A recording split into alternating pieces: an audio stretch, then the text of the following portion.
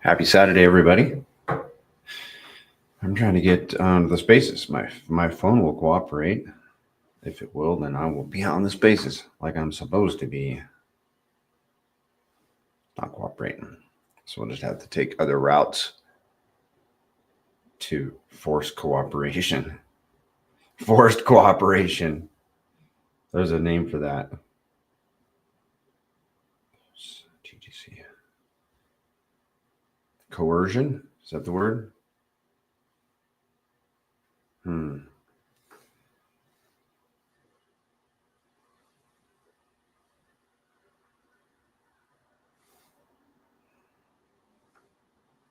Posts aren't loading now. Does not make sense. Wow, they really aren't loading. That's crazy. Okay. Bear with me, guys. Don't understand what's going on. I might have to go, if this doesn't work. Wow, I'm going to reboot my phone.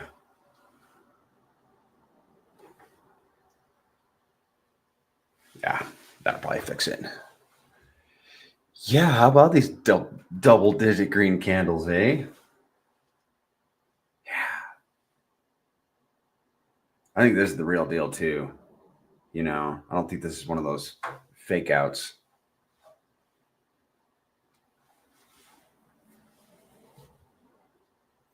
How do you reboot an iPhone? Whenever I do it, I press and hold to turn it back on. I press and hold for way too long. There it goes. I think you had to press and hold for 5 seconds. I don't know. I didn't read the instruction manual. Probably would have taken me a month to get through the instruction manual. They don't come with manuals anymore. Anyhow, so. All right, now let's get her going. Hi, Tandem Risk. I think it's been a while since I've seen you. All right. No.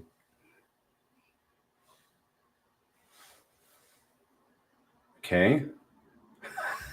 They're not loading right now. No way.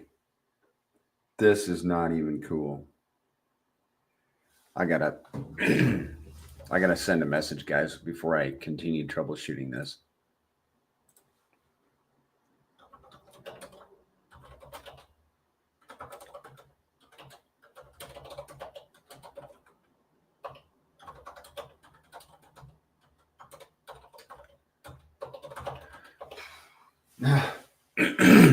Excuse me.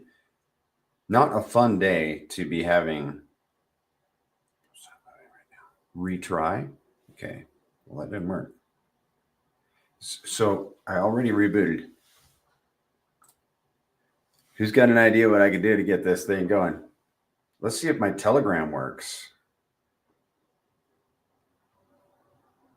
Telegram.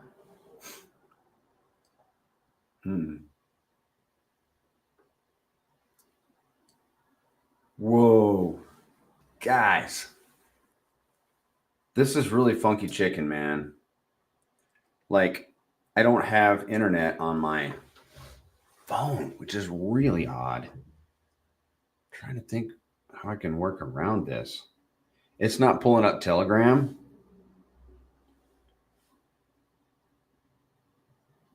Yeah, it's totally not. Let me go into my settings. I'm going to have to go to my settings and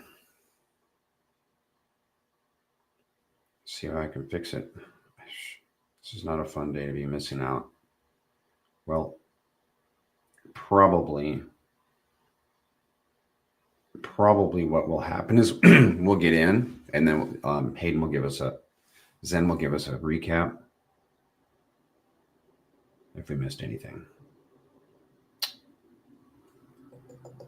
Okay, I turned my airplane mode on and then back off. So we're back. We've got internet. Now let's go. Quick acid test is Telegram. It's literally not pulling. It's like, you know how at the top of Telegram it says connecting? That's what it says.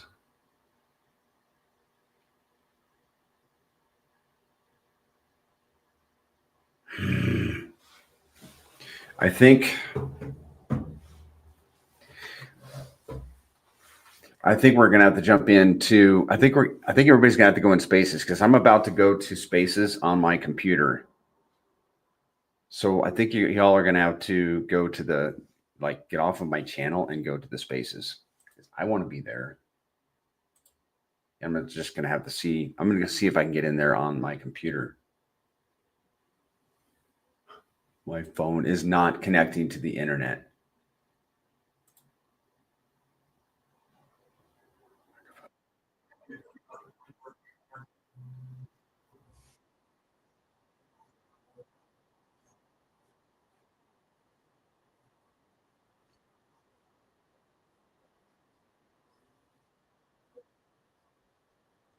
Let me know if you can hear that conversation.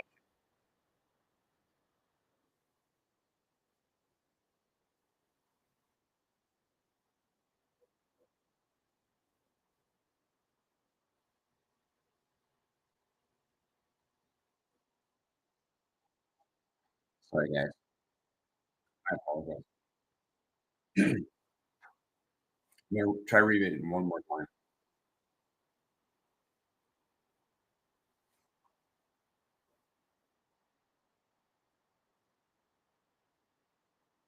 Yeah.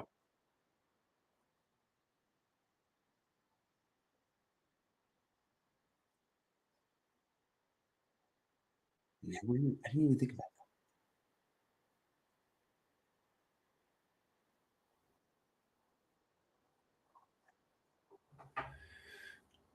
I'm trying one more time to get my phone to work.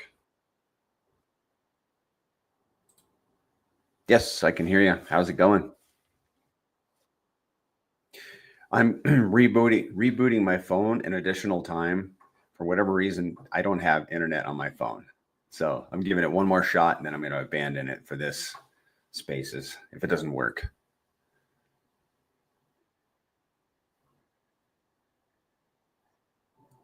It's looking that way. Yes. Yeah, me too. What a day for that to happen, but it's okay. We just press on.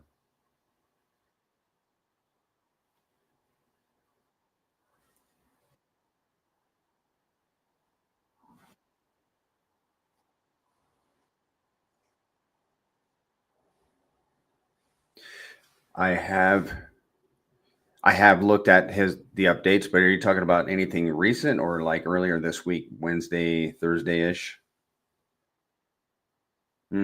Yes, I did see those.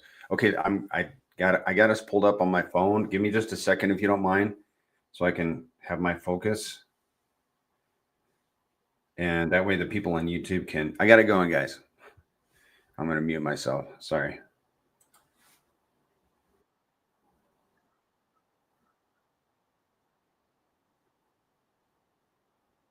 There we go.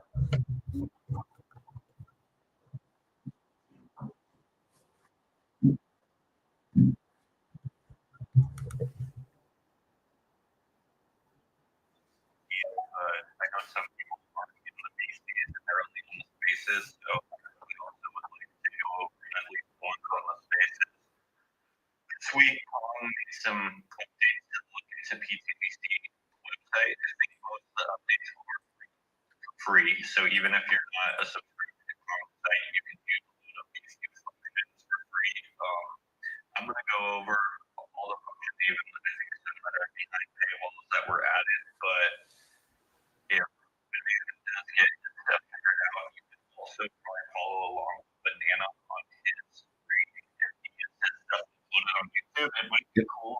Um, if you're not familiar with the site and if you don't plan on talking, to just go over to YouTube and you can chat with Banana and his chat on YouTube and he gets it live. I'm all set up. But you can also watch him on YouTube if this goes live. If we don't get it live today, I'll go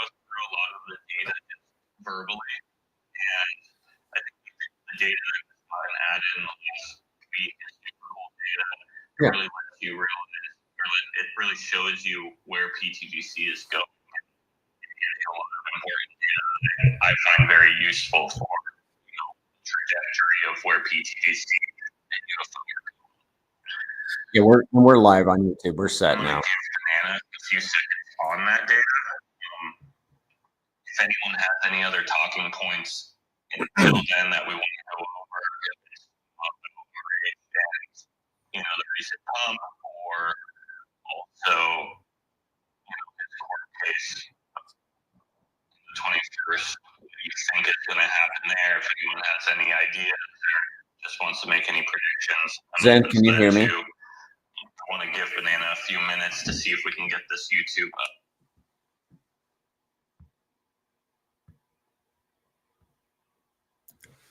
Information on the Look into pTGC website. Zen, can you hear me?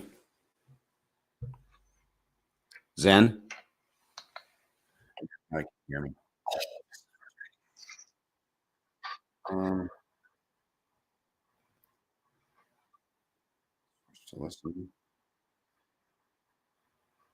Okay, yeah, if no one has anything, I'll just start going over the Look into pTGC website, and then when I'm going over this, if Banana gets it going, he'll speak up and interrupt me.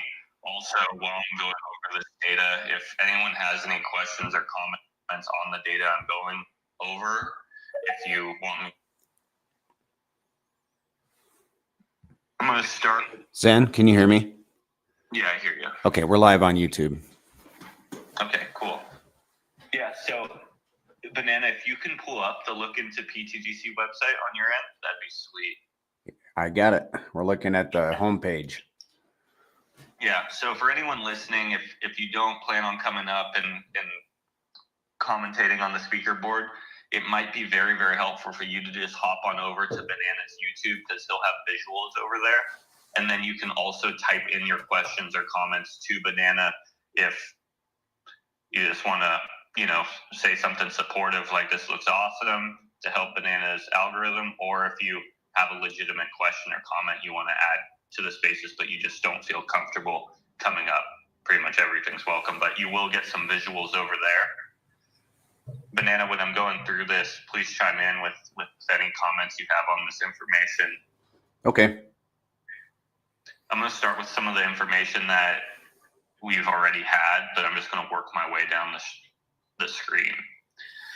So right now we've bought and burnt 40.6 billion pTGC, and the total value of that is $12.1 million. The percentage of the supply that we've bought and burnt to date is 12.2%. It's 12.194%. I'm actually very impressed on how quick we're ticking towards 13%. And I know it's due to pTGC's price being a little bit lower and volume being still relative, but it took us a while to cross that 12% bought and burn number, and it seems like we're running through this 12% number decently fast compared to in the past when we went to 11 to 12. You have any thoughts on that, Banana? No, I mean, I say no and then make a comment. I do have a comment. I mean, we just passed 12% of the supply burnt just a few weeks ago, and we're already at 12.2. So I'm impressed. And I was pretty impressed with that too. When the supply, and I made this comment on YouTube just a little bit ago, when supply is burnt, that means the remaining tokens are more valuable, and everyone's position gets increased. Yeah, their APY based on volume gets increased as well, because now they're not having to share with as many tokens either. Because when they go to the debt address, those tokens do not earn reflections, and obviously those tokens do not stake. So your percentage of the yield actually becomes bigger as long as your position is not shrinking. So even if you were to sell all your APY and your position remained exactly the same for a year, your percentage of the rewards, your percentage of the APY is actually increasing due to the deflationary supply. That's correct. I think what also is really helping speed up the process here is obviously pTGC price is down a little bit with the rest of the chain, but the DAO has been recently voting to buy back and burn massive amounts of pTGC for a while, accumulating billions of PLS and finally starting to deploy them as the chain starts to find a bottom and work its way higher, which is kind of the whole plan all along. Also, we did see on the way down a lot of emergency unlocks, which puts a lot of tokens claimable for those who are locking, and many of the people aren't locking for that full duration, which means when they claim those rewards in order to compound their holdings or their stakings, they're burning 30%, 20%, 10% of those earned tokens as well, which starts adding up on this total burn supply. So nice to see a lot of good things happening, and it seems like hoarding that PLS, waiting for the market to get a little better before deploying them, is really working out. And I hope the DAO keeps voting to buy back and burn pTGC. And of course, I'm still a big proponent of adding to the PLS X pool as well, because I think that will continue to outperform the other blue chips. Yeah, thanks for that comment, Nick. Yeah, just in the last 24 hours, pTGC has bought and burned $40,000 of pTGC. That's 136 million pTGC tokens. If I'm correct, I believe in the last 3 days, pTGC has bought and burnt well over $100,000 of pTGC. So that's $100,000 of pretty much a person or an entity of code putting in value, buying pTGC tokens off the market, $100,000 buy, which will never be sold on the chart again. If pTGC does a 10x from here, 100x from here, 1000x from here, those tokens can never re-enter the system. They're dead forever. And that value that was injected is now working for the system in the liquidity web. Yeah, and talking about the liquidity web, we're also seeing performance of other assets such as like Most doing pretty well here. Teddy was another big meme coin that's kind of that created a big liquidity pool of pTGC. That volume is generating some fees and some burns for pTGC as well. So hopefully there's more good projects launching on PulseChain that the DAO can get involved with and get some form of liquidity pool with. And then also we've kind of seen, PDI and Atropa and everything kind of bottom out. So the negative downward pressure from those, if those continue lower, is minimal now at this point compared to what we saw over the past couple months. Yeah, I don't think you could really beat much worse of what you've seen out of them in the last week. I think there was a 90% dip one day and a 60% dip the other day. So I agree with you. The negative force of PDI has happened in this last week. Definitely, I think it was a good move. We had a community discussion about de-risking from it due to the uncertainty of the direction it's going. I think as of right now, that was a good decision. Obviously, I do hope the best for PDI. I hope that there is some grand master plan because that would help the whole chain win. But as of right now, there's just too much uncertainty there, which I do think de-risking for the pTGC protocol was a good move just because there is lack of answers and very, very much a lot of questions. Yeah, and that's kind of been my reply as well. It's like, look, the way I see it, I think the PDI thing has been a disaster.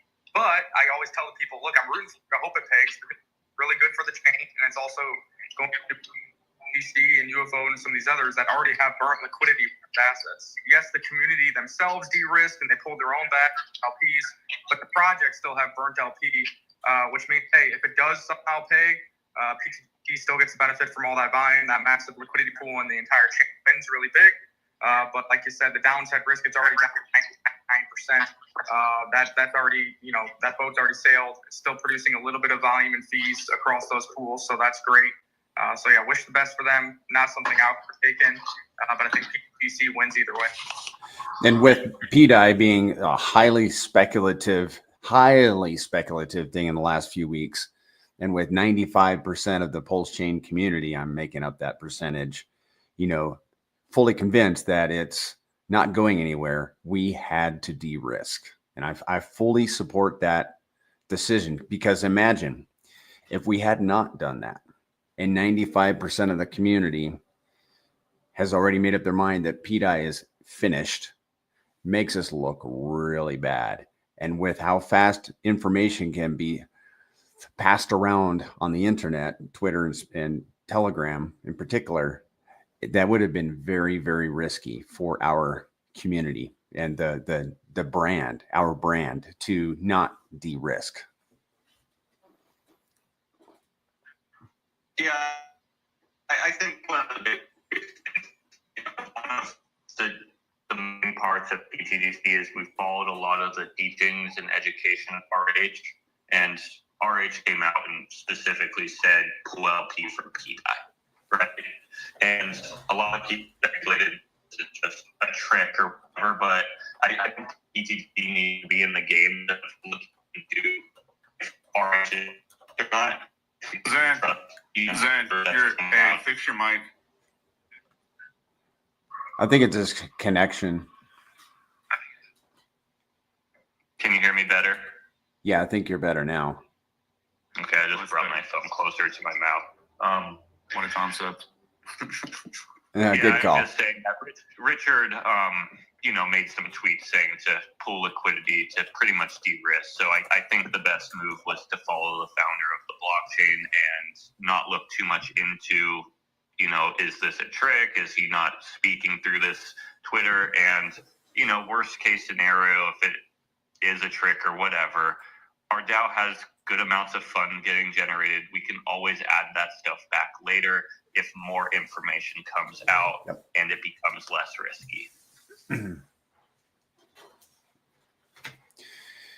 Yeah, do you want to go back to look into ptgc.com, or are we done reviewing Yes, I that? do. Okay. Yes, I do. Okay. So now I'm down to the pTGC market metrics. pTGC currently has $8.2 million in liquidity. The volume in the last 24 hours is $422,000. pTGC is currently up 16% on the day. This is all old information that we've had for a while. pTGC 9 PLS is currently worth 1 pTGC. Now I'm going to go down to some of the new information that we have. So this is a new box. It's the pTGC daily volume average in time schedules, pretty much. So we have a 7-day period, a 30-day period, a 90-day period, and a 180-day period. So we can actually look at how pTGC's volume is acting in comparison to the average 100-day daily volume, the 90-day, and we can see if we're overperforming, if we're underperforming, if we're performing relative based on PulseChain's price, etc. And we can actually see if the machine is growing, staying stagnant, or performing less well, right, comparatively to how Pulse is running. Keep in mind, in the last 180 days, Pulse is still, from its all-time highs, 50% down.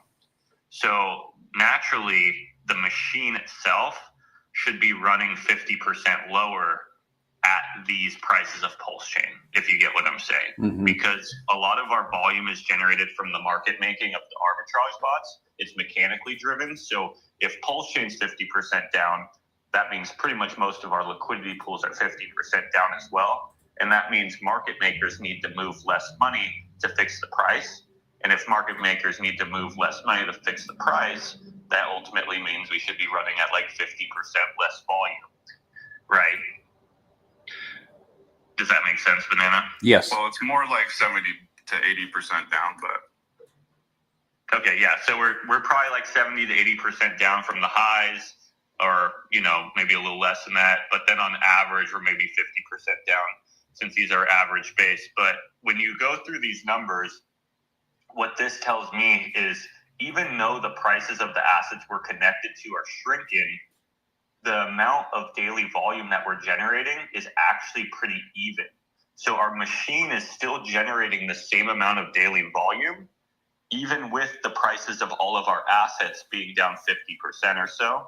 So when the assets that we're connected to go back up to their previous highs or higher averages in the last 880 days, mechanically, our volume should actually be hitting higher averages when we recircle back to these average numbers, which shows me that the machine is actually growing, right? A lot of people are looking at the price chart and like, oh, pTGC is down right now, PulseChain is down right now. But if we look at the data, if we look at the value generation of the system, we can actually see the machine is growing. And this is very important because this machine is what we constantly lean on in tough times. Even in good times, we lean on it, right? This is the value generation source. So I'm going to go through these numbers real quick. In the last 24 hours, we've had $423,000 in volume. The average for the last 7 days is 443. We're right on target for the average of the last 7 days, right? For the average of the last 30 days, it's 433. So we're pretty much right on target for the average for the last 30 days. The average for the last 90 days is $579,000 of daily volume. So we're a little bit lower than the average for the last 90 days. And then for the last 180 days, which is half a year, the average is $425,000 of daily volume. So we're pretty much right on track for that last 180 days of volume.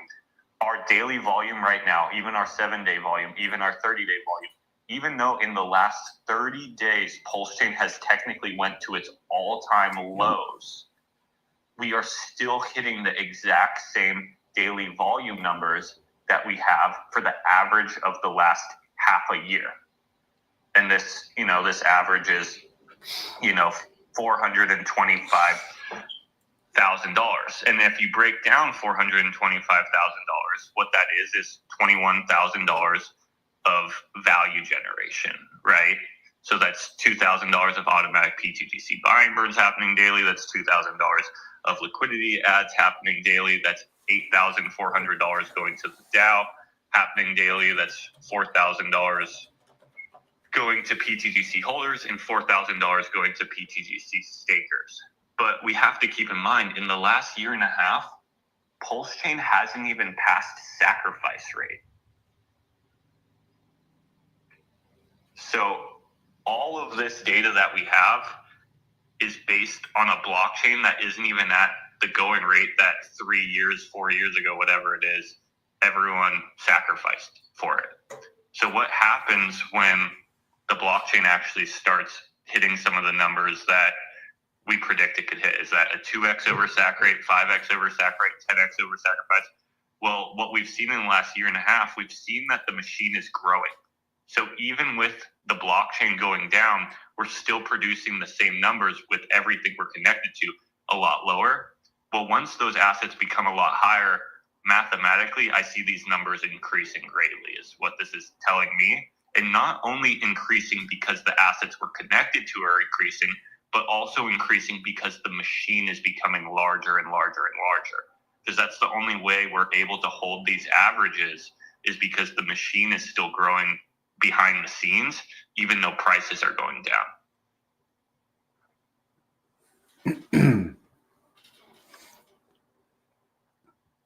That's good stuff. I wanted to make a comment on your comments about supply earlier, and that when people hold their principal, I just want to make this very simple. The longer you hold your principal in an environment where the supply is deflating and your portion of that supply is increasing, it increases your reward. So over time, the hodlers are going to be generating more revenue for themselves, earning more APY. Yeah, so, you could be compounding, you could just be compounding your rewards, you could be DCAing into your position at low prices like we're at today, or you could just be selling every bit of APY and not DCAing at all, and your percentage of the APY will still constantly decrease as long as you're not tapping into your initial. As long as you don't tap into your initial, the supply is ever decreasing with every single transaction. So ultimately, with every single transaction, it's a very small percentage, but you're technically increasing your portion of the APY of the system. That's correct. Then we have to keep in mind that the machine itself is running in a pretty much in a simulation that's not in its favor. The environment that supports pTGC and UFO is very unfavorable right now, but we can still see it's still running amazing, right? It's actually increasing its abilities even with everything around it going down in the last, 90 days or, since. Yeah.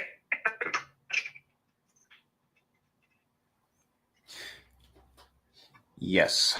Do you want to go down further on this page and talk about the fee allocations? Yeah. So And you're breaking up again, by the way. On the fee allocations, can you hear me better? Yes. Okay, on the fee allocations, we got some new tabs added here. We have some charts added, and we actually have the ability to not only see what we've generated and where those fees went in the last 24 hours, but we can see the last 7 days, 30 days, 90 days, and 180 days. And keep in mind, in the last 180 days, PulseChain hasn't even gotten to sacrifice rate. So when I go through these numbers, we can actually tell ourselves, like, okay, in this time period that we're running through right now, the blockchain that we're built on, pretty much everything that we're tied to in our liquidity web, in our opinion, is currently undervalued. I think a lot of people here on PulseChain, if you're here on PulseChain, you believe this as well. You believe Hex is undervalued. You believe most is undervalued. PulseX, Inc., etc. So these value generation numbers are technically being suppressed due to our liquidity web being suppressed, which makes it so market makers have to move less money. But real quick, so in the last 24 hours, we've generated $21,000. In the last 7 days, the pTGC system has generated $155,000. In the last 30 days, the pTGC system has generated $650,000. In the last 90 days, pTGC system has generated $2.6 million. In the last 180 days, the pTGC system has generated $3.8 million. I find this interesting, like for an example, the $3.8 million. If PulseChain just 10x's from here and the market makers now need to move 10 times the amount of amount of money, we can very, very quickly see this number also multiplied by 10, because now market makers will have to move 10 times the amount of revenue to fix the prices. So where I'm getting at is this can very easily be $30 million of value generation within 180 days. And in that scenario, if you can imagine, a good portion of that being used for buy and burns or LP ads or rewarding holders or the automated functions within the system, I'm excited to see what that could do for the pTGC ecosystem from here. I think everybody's excited to see what that can do.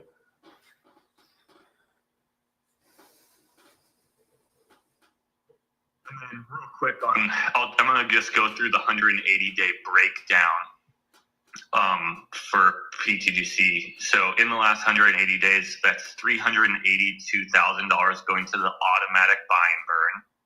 That's $382,000 going to the automated liquidity ad with PLS. That's $1.5 million going to the DAO. That's $765,000 going to pTGC holders. And that's $765,000 going to pTGC stakers.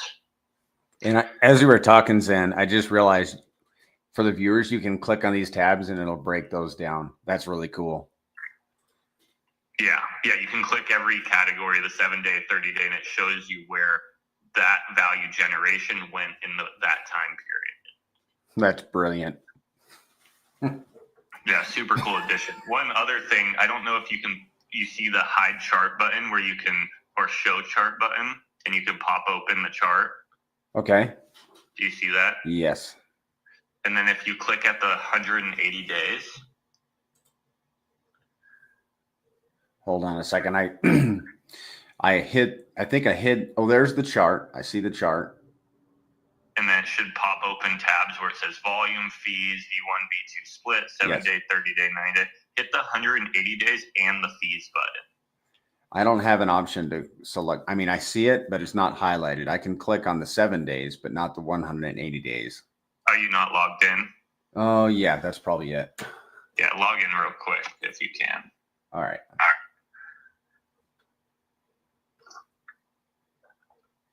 Come on, baby.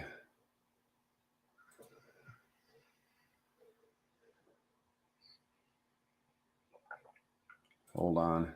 If anyone has any questions or comments on this, feel free to just speak up. Love to hear from you guys.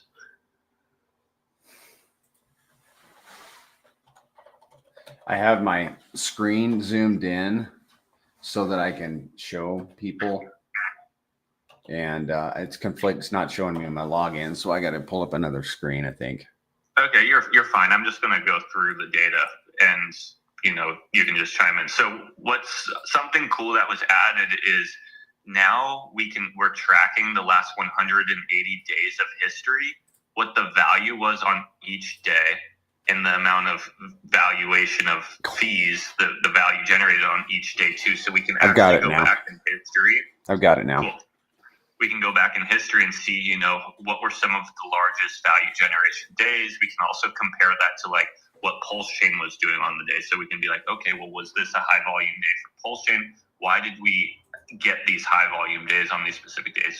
For pTGC, the highest volume day in the last 180 days, I think this is period, right? I think this is the highest volume day in the last year and a half also, yes. But I can't look in this. It's $2.1 million of volume. And on that day, the pTGC system generated $106,000. And that's $10,000 going to the automatic buy and burn, $10,000 going to automatic liquidity add with PLS. That's $42,000 going to the DAO. That's $21,000 going to pTGC holders and $21,000 going to pTGC stakers. Where are you seeing those other stats? Because I've got that day selected. It's February 3rd. Hit fees up at the top. Okay. Oh yeah. Okay. Oh, this is brilliant. This is amazing. Yeah. I love this. Oh, good job, Kong. Yeah, I've been super jazzed on this addition to the site. It's super cool. It brings in so much data, and we can look at these numbers and be like, okay, well, as the blockchain grows, as our machine grows, and we know our machine is growing, we just went over those stats on the previous section. We can see our machine growing, even though the blockchain is going down, right? So let's say the blockchain just stays stagnant. We can keep increasing the value generation of our machine. Let's say the blockchain goes up. Well, then the value generation of our machine is going to go up because the blockchain's going up, and due to the fact that we're always adding to the machine, right? We're always pushing PLS into the machine. We're always adding more liquidity to make the value generation more. So when you look at days like February 3rd, that's $100,000 of value generated at the $2 million in volume. Like, we want to start doing those daily, right? Because if we can do numbers like that daily, then our system's bringing in $100,000 a day to pay our holders APY, buy and burn, LP ads, etc. So, I think that kind of shows the numbers that are possible and what we've done in the past as well, and kind of gives us goals to like, hey, this is what we want to do in the future plus more, right? Like, I don't want us to only do $2 million in volume. I want the machine to be kicking in $5 million in volume, $10 million in volume. All these things are possible, not only with a successful blockchain. Like, obviously we want the successful blockchain because it makes our job that much easier, but we can do a ton of this stuff on our own. All these days that we've accumulated $2 million in volume, that was done on a day that PulseChain wasn't even at SAC. And we have to keep that in mind, right? There's a lot of days that are over $1 million in volume when you kind of scroll across the bar. Those are all done in days where PulseChain is below SAC. So if this chain is remotely successful, I see these days that are kind of like the high points becoming the averages, right? And that's with the blockchain being remotely successful. And that just gives our machine that much more ability to constantly add to the machine. Because the more value we're generating, means more LP ads, more buy and burns, etc. And we've seen in the past when PulseChain has gone up, that's when the machine really turns on. Why? Because volume's going up, because prices are going up, and it makes it to where we can add to the machine mechanically at a faster rate, which obviously increases price. You don't always see it, especially when the market is going down. The metrics that are actually important are getting like hidden from the price of the asset because everyone's focused on price. But when you look at some of the most important data, we can actually see that the machine is generating value at a consistent rate for the last 180 days. If you go back a year and a half, I know the data off the top of my head, it's actually generating more revenue than it's done in the last 360 days or, 500 days, whatever it is. But it's nice to see, that we've hit recent all-time highs in the last 180 days. And even with PulseChain at somewhat like a 50% lower level than the average right now, we're still hitting those same volume numbers. Mechanically, the machine is growing. Okay. You know how you can go to your deck screener and click on pTGC or UFO in terms of WPLS, and then you can look at it in like a 30-day time frame and then scroll back all the way back and just watch that chart just go down and down and down and down, seeing the performance of the greatest currencies against the layer one. This is very similar. This look into ptgc.com section, you can click on the 180-day and just take your mouse and scroll across the different days, and you're seeing like one day, and there's 5 different pots, right? There's a burn pot, liquidity, Dow, holder, and staker reflections. And you can just scroll over and you can see from day to day, 2,600 burned, 1,800 burned, 1,200 burned, 2,600 burned, 3,200 burned. It just goes on and on. That's a lot of dollars being burned and forwarded to holders. And it just happens day after day after day. It's a very good and impactful illustration. Yeah, and in the past we've always talked about like how our code is in a way like our own God will, right? This is the buyer that's never going to sell. This buyer never stops, and this really illustrates it. You can see this buyer, this code, purchasing more pTGC every single day. The automated functions just in the last 180 days is $382,000 of pTGC. A lot of that is technically low price pTGC like we're at right now. But you even have the Dow, which is its own whale in a way that sends the tokens to the dead address that's never going to sell as well. And, like we were talking about earlier, in the last 3 days, that's bought and burnt over $100,000 of pTGC. Do you really see that on the chart right this second? No, you don't. But where I believe you do see that stuff is in the future once you're up 10x, 20x, 50x, 100x, 1000x, because those tokens can't be sold for a profit at those levels because they're dead, which leaves that value there for the holders that are still in the system. Some holders won't be in the system anymore. They'll take their profits and leave, right? And then the DAO will buy that out from under them and out from it. And it just keeps doing the same thing forever, right? The code's never going to change. So you'll wake up tomorrow and there'll be more tokens burned. Some of it those days aren't going to have the DAO helping it, but the automated functions are always happening every day. And you can see that in this 180-day chart. When you scroll across, you just see thousands to $10,000, burned on a regular basis. And how many billion PLS does I'll have right now between what it's supposed to be getting and what it already has? So I think it has in the management wallet 4 billion, and this is me kind of guessing off the top of my head. I don't have the contracts pulled up right now. And then I think within the DAO smart contract, there's 7 to 8 billion. So I would say around 12 billion total. That's a big number. That's hundreds of thousands of dollars at current PLS price, even after buying back and burning, like you said, $40,000 in the past couple days. But it's been $100,000 in the last few days. Just in the last day, it's $40,000. And I think that's around $300,000 of value sitting there in the smart contract. If it's 12 billion PLS, that's $391,000. Well, it's increased, 20% in the last 24 hours. Yeah, that's been the interesting thing, is it's been around the $300,000 mark for like a week now, but we've been using some of those Dow funds to buy pTGC, like $100,000 worth or whatever. But since PLS has been going up, it's like we haven't used any of it as far as dollar value goes. I'm really liking the Dow holding that WPLS, because just like any good person should have a savings account, any good crypto investor should have USDC on the side for opportunities. Look, we're doing the same thing with the Dow.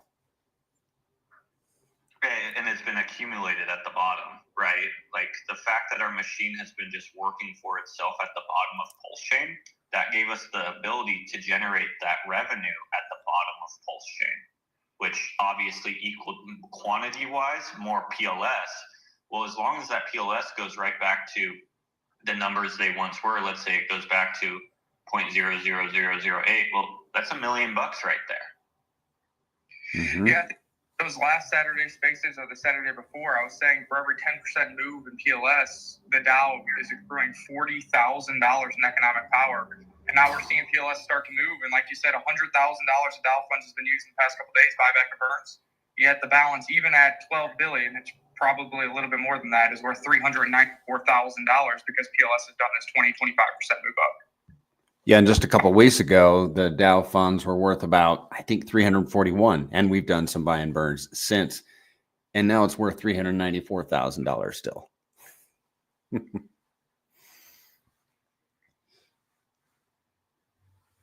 Is there anything else you wanted to cover on looking at pTGC, Zen?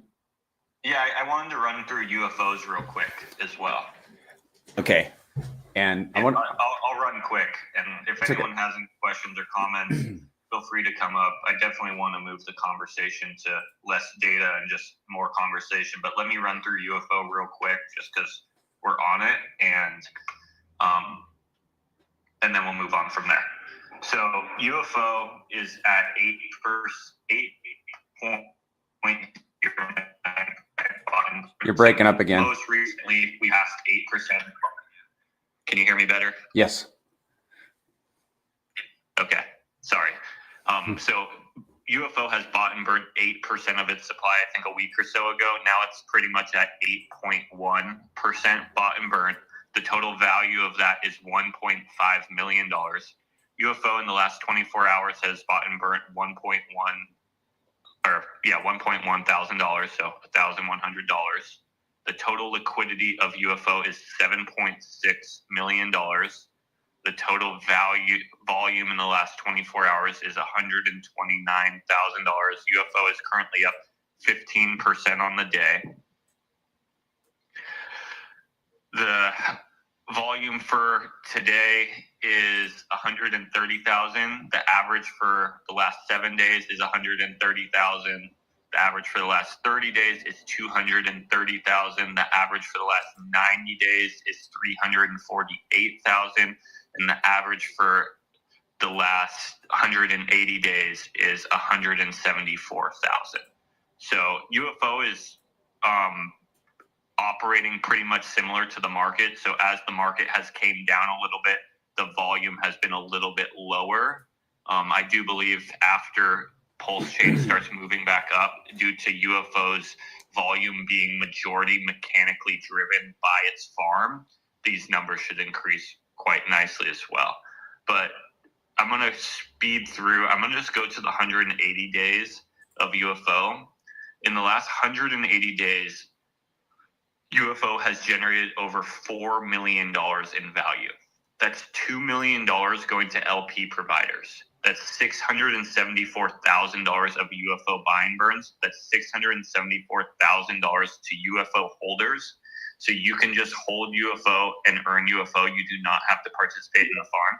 But this is the number that I love. UFO has bought and burnt alone in the last 180 days $674,000 of pTGC. So up above, we were talking about how the automatic buy and burn of pTGC is its own whale, just buying every single day. And then it has its DAO, which is technically its own whale also, buying and burning every single day. Well, on top of that, pTGC also has UFO, who has accumulated $674,000 of pTGC in the last half a year and sent all that to the dead address. Another massive whale that's never stopping buying and burning pTGC. And technically those numbers are being done, again, with PulseChain not even being above SAC price once in the last 180 days. That's amazing. I just love it. So can you do the same thing where I think you can show, I think you hide the chart. Yeah, so I can pull up the chart. I can show chart. I hit fees. I hit the last 180 days, and we can actually go into the past and see what the best days are. It's kind of cool with UFO. The best day is December 5th. Yes. UFO had $3.2 million in volume. That's $95,000 generated to LP providers, $31,000 of UFO buyers, $31,000 for holding rewards, and $31,000 of pTGC buy and burn, totaling $191,000 of value generation in one day. The thing I find very interesting about UFO in this metric is this is pretty much close to the highs of the microcycle of, I believe, Bitcoin as well, maybe even PulseChain. So we can actually see UFO, due to its farm, operating very, very consistently with that general market. And what I believe will happen with UFO is, based on this data, when the market, the whole entire market, when PulseChain market, when Bitcoin market, when Ethereum market, when those start picking up, I'm going to predict, just based off of this history, that UFO's volume is going to pick up as well, and it's going to turn back on to high gear. Yeah. Time's going to tell, but I don't think that's a coincidence that the highest volume day of UFO is pretty much the highs of the market since UFO has been out, right? We have to remember UFO has been out a shorter amount of time than pTGC. So pTGC has seen higher levels of PulseChain in its lifespan. UFO has never seen a PulseChain above SAC price. So pretty much since UFO's been out, it's never seen PulseChain above SAC price. Yeah. I'm super excited to see how it can act when PulseChain is above SAC price. Yeah, I'm ready for UFO to impress. Well, it has impressed us in the past. I mean, it's an exciting token. It just has been around a shorter amount of time than pTGC. pTGC gets all the limelight, but UFO has the very, very thick liquidity pools. And I want to make a comment about looking at pTGC.com, being a little presumptuous on this, but I've been working on a calculator that will demonstrate share rates. Like if you have a share rate, the idea is for it to demonstrate to you the value of the share rate that you have, so that if you were to unpair and then decide, oh, I made a mistake, I want those share rates back, it's going to cost, we know that's going to cost more. Well, how much? Well, I want to demonstrate that. And further, I want to, and I have a vision for it, all this to be on lookintoptgc.com. But I also want to do a comparison. What would it cost somebody coming in today to get that share rate? And then if we can forecast it too with a price forecaster, kind of like what we've done with the locking calculator on lookintoptgc.com. I want to have something like that. I just have to talk to Kong, and I have to talk about it. I'm sure it's buildable, but he's the one that builds it, so I need his help a little bit. Yeah, I have a little bit of information on that. Someone asked me to write it out and give an example. So let me scroll through my tweets real quick. I'd like to go through the numbers I put out there in this tweet, probably from a few weeks ago. If you want to give me a second, but it's on that topic. Okay. Yeah, cool. You got it.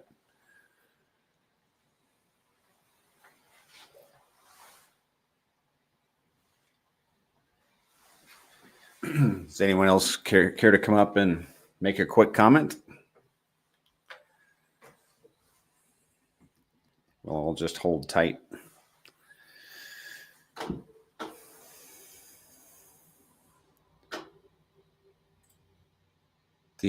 Charles says the alien abduction to the upside is about to begin. JD says, let's go. pTGC, the beast of PulseChain. Thank you for the compliment, Condor. Yeah, everybody have a good Easter. Yeah, these upgrades to look into pTGC are fabulous. I think one of the most appealing things to me, I'll be quite honest, are the colors. It's just I like the contrast, and then down here the broken up by color. I think that it helps me to make a distinction between the different lines, if you will.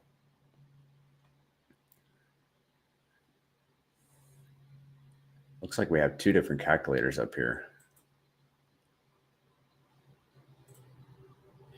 You know, another thing we should go over, Zen, are Richard Hart's latest tweets. If you want to go over that right now, that'd be probably good. I'm having a hard time finding it. So maybe if you want to hop in there and just run through that, since no one wants to come up and speak.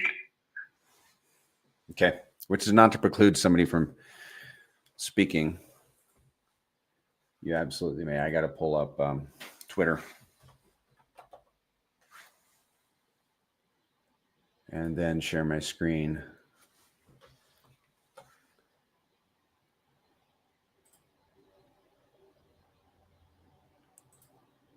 Got to find Richard.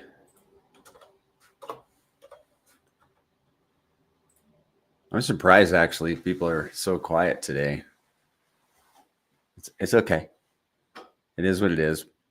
But I tell you what, it sure is refreshing to have some green candles. And I'll be quite honest, most of the time, my opinion is that, every time we have a green candle, most of the time I'm like, it's temporary. And I'm not being bearish. I'm just being realistic. But this time I hope, and I think it's different. Let's see, he tweeted 9 hours ago. And you guys can see this. K-Flow says, when moon math calculator? That's a good question. Maybe that's something we can do on the spaces today. Oh, I don't, I think he just Richard Hart posted a screenshot of PulseX, Inc., and Hex and Pulse, the 4 core tickers, up double-digit percentages. So that was good news. Pulse up 35%, PulseX 35%, Inc. 26%, and Hex 25%. Yeah, no need for commentary on that one.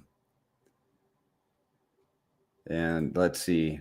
This one he says, and how long ago was this? Oh, a number of hours ago. 15 hours ago. Ethereum, are you bored? Come where the excitement is. Ooh, I like that. An ad. Lots going on in the PulseChain universe, which is perhaps why it's only 3 times cheaper to transact in Pulse now than ETH. People want to play where the action is. Come check out PulseChain Bridge, PulseChain.com, GoPulse.com for stats.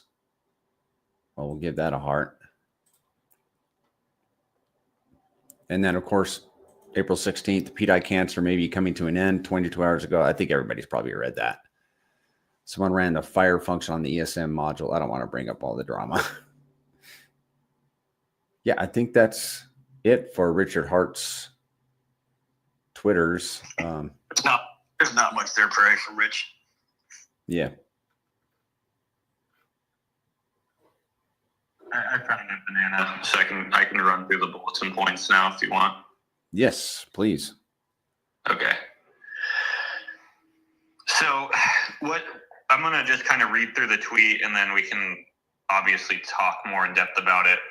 But I was creating an example of how UFO share rates become more expensive as either UFO goes up in price or as, let's say in this example, PulseX goes up in price, and what that may look like for a user looking to lock in UFO share rates today compared to in the future, right? And especially if they're having to buy both assets in the future and both PulseX and UFO are up. If they accumulate them now, it's kind of a different story if they're just holding them.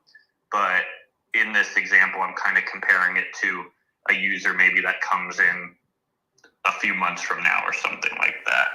Yep. Yeah, I'm all ears, man. And I'm going to want you to forward that to me if you can. Right now? No. It can be later. Okay. Yeah, I'll send it to you later. So this was based off of like a week or so ago, so these numbers might not be right, but it was today. 1 billion UFO cost $16,000. 830 million PulseX cost $16,000. The total value for 1 billion UFO shares cost $32,000. This is like a week ago, right? So to get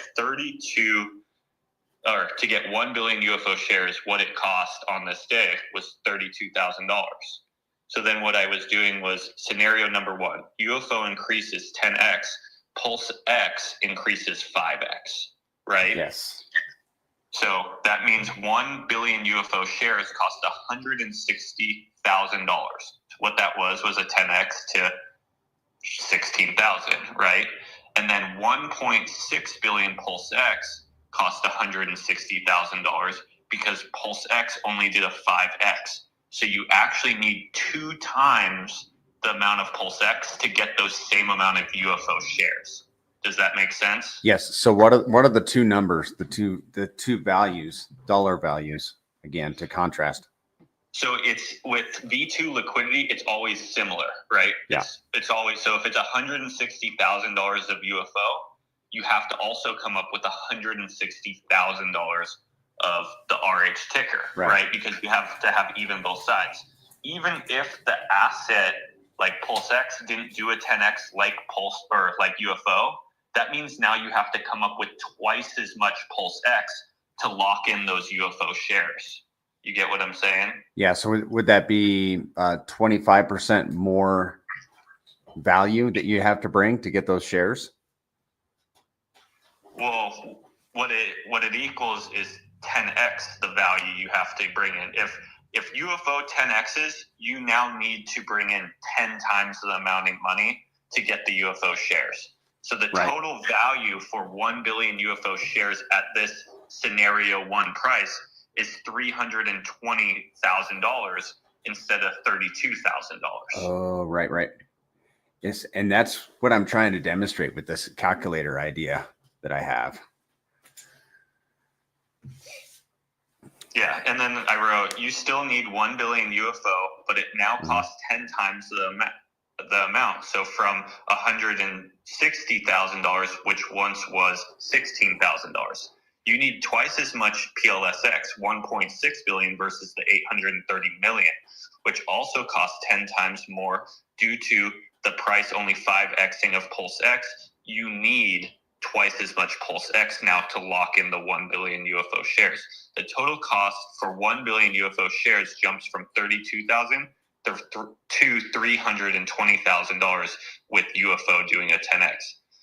And then I wrote the following comment, or a common follow-up question people often ask: what is the liquidity pool position worth for someone who got in at the $32,000? Is it now worth $320,000? Yeah, so this is kind of the question. So for the user who locked in the UFO shares earlier, when UFO 10x'd and PulseX 5x'd in this example, does that mean his LP position is worth $320,000 because the UFO shares cost $320,000? Yes. No. His LP position is actually worth something in between those two due to the fact of it lost. Well, but right? somebody coming in and trying to get those shares would have to come up with $320,000. Correct. But the user who locked them in early, his LP position isn't worth $320,000, but his UFO shares are technically worth that. Yes. So anyone that wants to get those UFO shares at the later date needs to pay that to have the same amount of UFO shares as that user.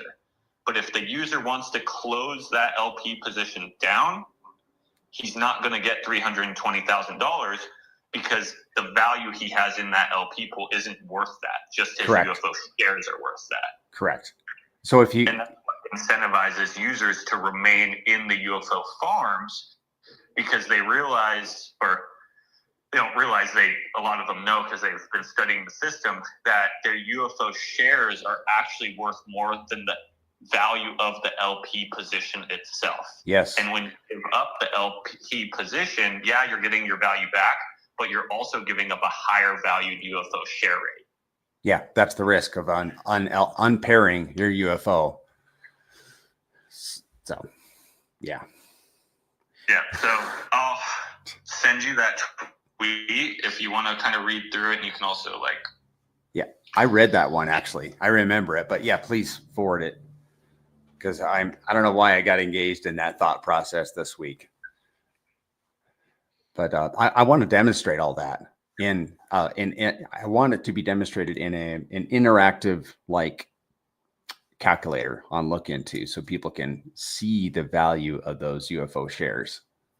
Yeah, that'd be awesome, because I wanted to give a lot more examples, because I could technically create 10 different ways that could go, because there's also the example of PulseX, let's say doing a 10x, and let's say UFO only doing a 5x, right?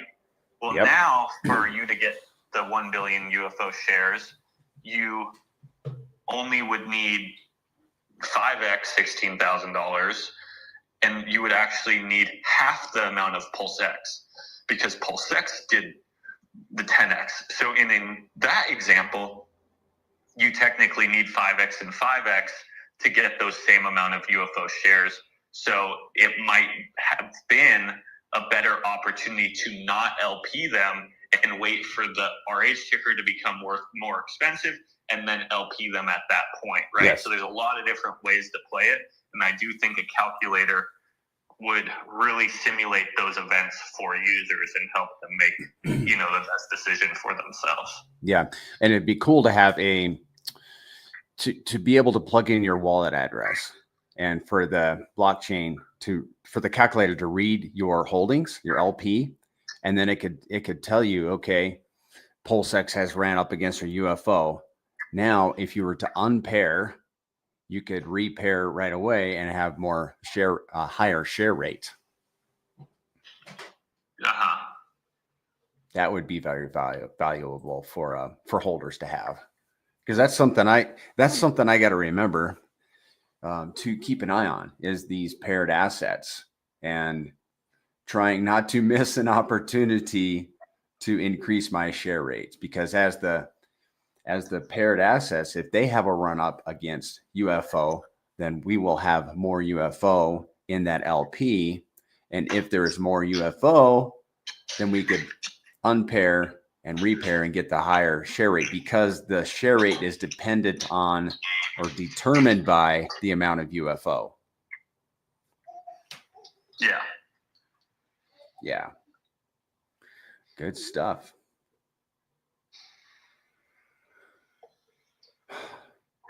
Yeah. What else, guys?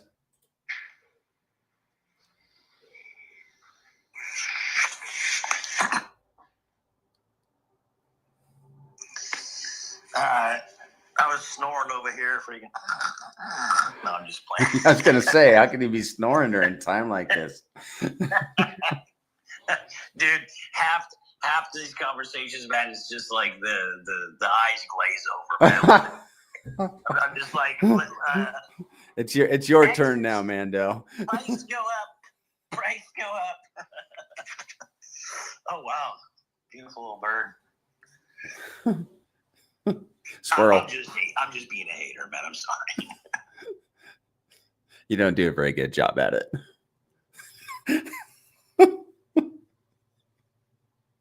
It was amazing watching pTGC go up into the $96 million market cap range again in like 2 seconds yesterday. That was awesome.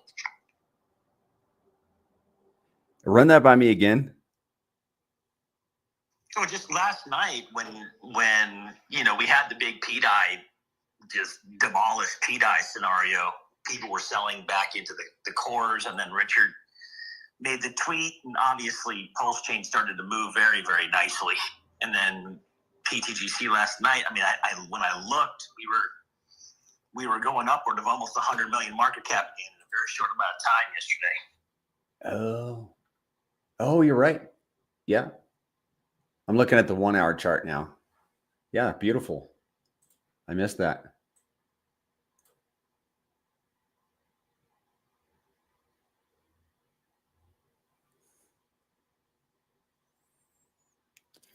K-Flow asks, is it possible to enter and exit a pTGC UFO position through single-sided liquidity providing?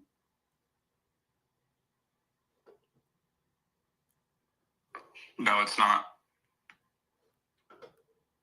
There you go, K-Flow.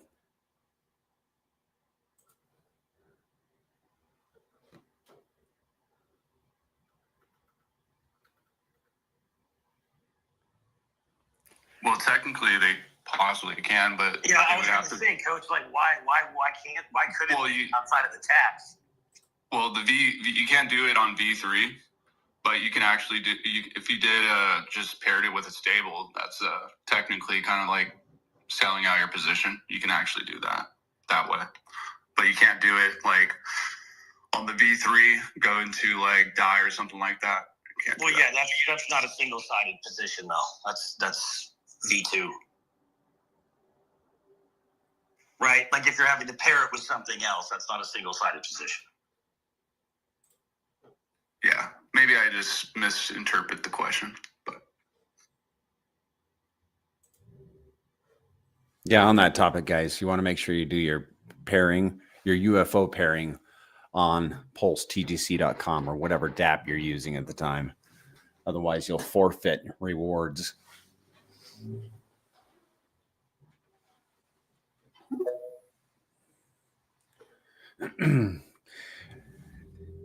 I hear that we need Bitcoin to close above or at 86,000 for the weekly. So I'm kind of looking for it to close at 86,000 or above tomorrow. And right now it's 85.4.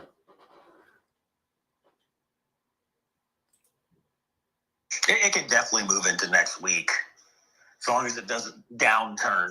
You're looking for an 86.6 close. Okay. And then for a higher low. So it'll go up above it and then come down for a higher low. And then a reversal to the upside. That spells bull movement. Okay.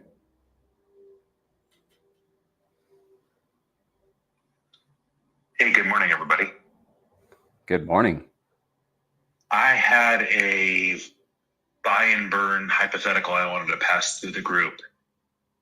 And so here it is. So let's say instead of buying, $30,000 worth of pTGC and send it straight to the dead address, what if, and this is just an idea I had, what if we took that same amount of pTGC and a wallet staked it for 10 years and then immediately unstaked it?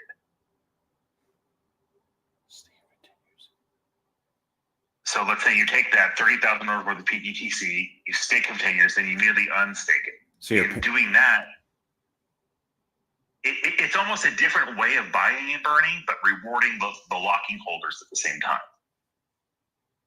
Well, you wouldn't be rewarding the locking holders. I think you're talking about there's a difference between staking and locking. You're not talking about staking. You're talking about. I'm talking about locking. Excuse me. Yes. Right. You'd need to stake it and then lock it. Yeah.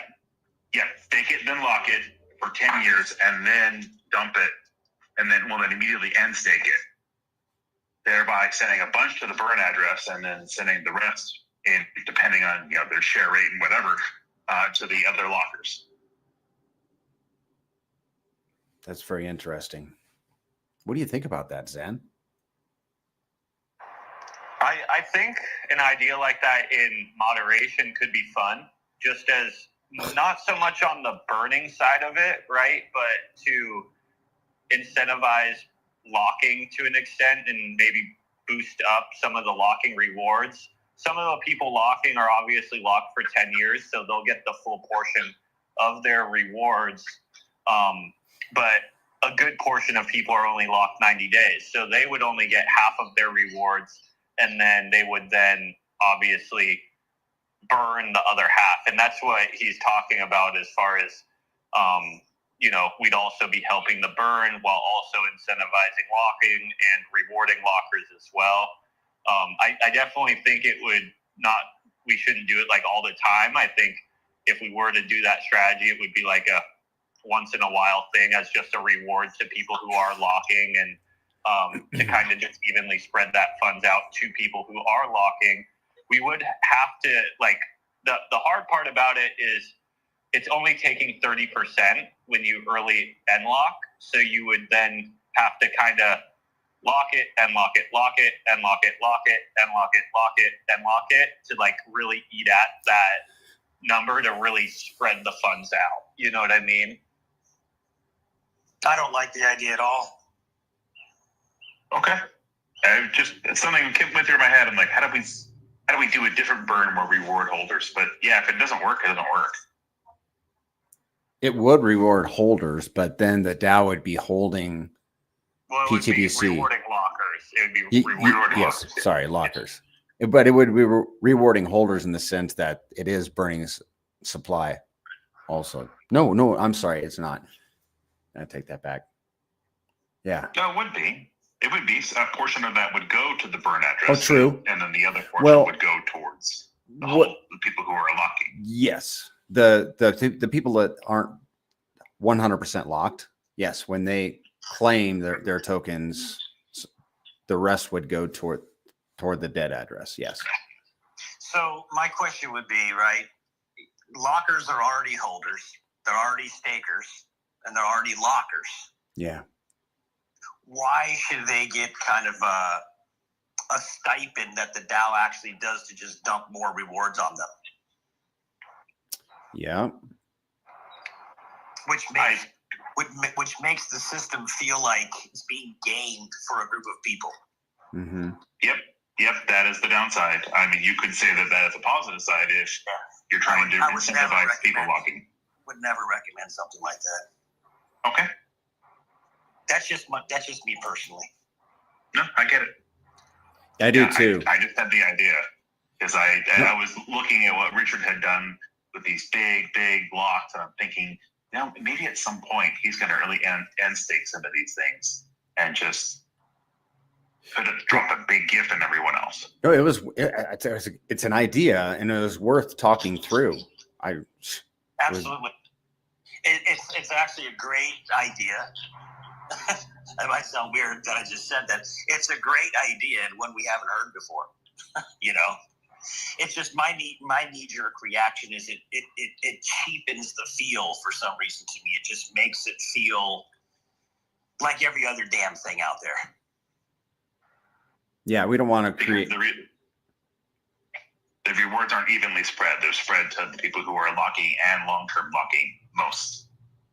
Yeah, and the DAO funds, if you would agree, the DAO funds technically in a system like this is owned by all holders. So it should be benefiting all holders, every move, evenly distributed. It should, that's just, to me, so when you do a buy and burn, every holder is perfectly represented there, right? Yes. Sure. Yeah. Yeah, I think that's one of the main reasons why the DAO has just consistently been adding LP and buy and burns, because both those are very, very simple ways to grow the ecosystem. It's so simple, but so impactful, right? And when you kind of sit back and realize you're like, oh, a buy and burn, it's like there is almost no argument to how much value that actually adds to the system, and it seems like everyone is on the same page about it, to where a lot of other ideas everyone has a different opinion of, right? So you want to bring in different ideas and use different ideas, but you also want to make sure you're keeping everyone in mind. And that's why I think, the system has just sat so long on the buy and burns and LP ads, because they're so simple, but they work so well. Well, Zen, would you also say that when the system buys, what it's done this week, I don't know, 70 grand, 100 grand, whatever of PTGC in burns it. It's over 100 grand of PTGC bought and burned. Okay. So that's 100 grand of PTGC that no longer exists and that no longer can garnish yield, which means that the yield for token holders just went up. So every time there's a buy and burn, everybody's actually, in a way, getting more yield. At some point in the future, if you just keep, I think we did a post the other day, like with the size of the buy and burns that have been happening, there's only enough, to do like 45, 44 more of those type of size burns. And that's, without price moving and stuff like that. But when you remove the supply and each one of those tokens is a miner, those miners are basically being removed offline and then sent to the dump. They can't mine anymore. So all the yield has to go to the existing miners. So doesn't that mean that a buy and burn technically is garnering more rewards for everybody?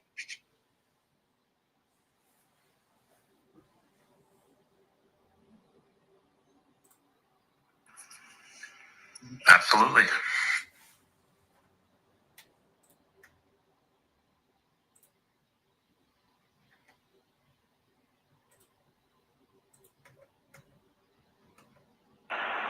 Yeah, I agree 100%, Mando. When we buy and burn tokens, we are technically increasing the APY for every holder of PTGC. Obviously in small increments, but those small increments start to add up over time. Yeah, and it's also one of those things too where, those tokens, they can never be dumped. So not only are the tokens being scarce, not only are you pushing PulseChain into the pools on that side, on the bid side, you're removing the tokens from supply. They can't ever be sold back into the chart, and existing holders are getting, are getting more APY because of that. But I like the idea. The not being sold back into the chart part is something that I think is really starting to build up. I don't think we're really seeing it right now because the market is pushed down a little bit, but I think on the next push up, the amount of tokens that have been bought and burned in the last 6 months, I think are going to start to really show itself, not only on the PTGC and UFO system, I also think on the PulseX system, right? Because you have to realize, for an example, in the last 3 days, $100,000, right? $100,000 of PTGC has been bought and burned. Well, that's in a way, a holder coming in and buying $100,000 and just never selling it ever again. That's a whale that's literally bought $100,000 worth to price could go up 100x, and those prices will never come back to the system. It will never enter back into liquidity. And with normal holders, that's just not the case, right? Like everyone does have a number, and that's why when price goes up, tokens come back into liquidity because people usually will hit their number they're looking for, and they'll take a form of profits or DCA out or, so on and so forth. But what's interesting about these buy and burns of large quantities is they're never coming back. It could be 2 cycles later, and those tokens are never coming back. price could be up 10,000x, and those tokens are never coming back.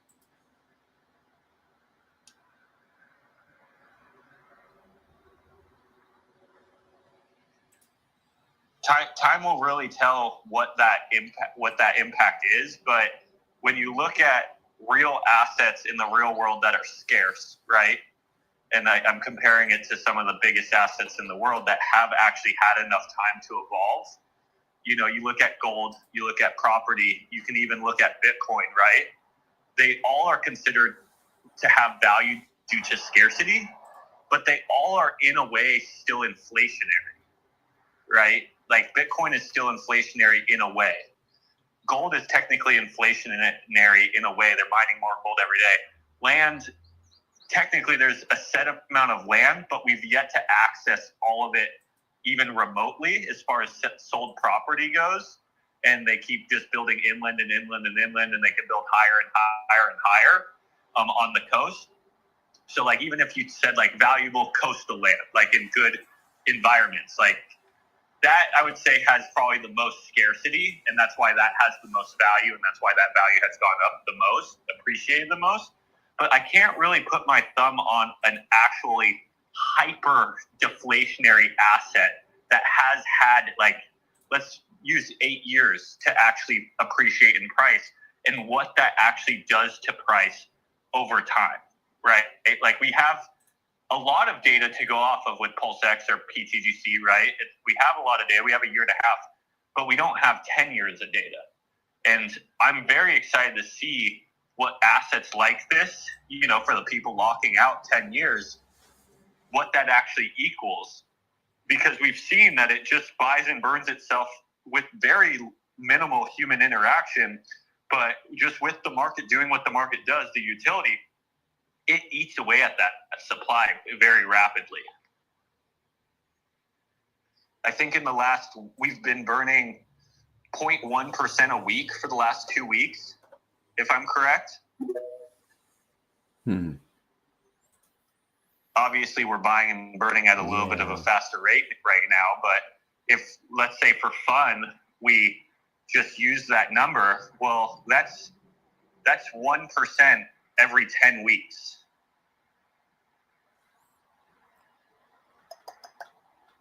So that equals 5% a year. Okay, if you can burn 5% a year, 4 years from now, that's an extra 20%. If you went 8 years out, that's an extra 40%, right? 40% on top of the 10% already burnt is 50% of the supply. Obviously, these are pretty large numbers, and I do believe price will start appreciating so high that it becomes harder to buy and burn these percentages, but it's definitely interesting to think about.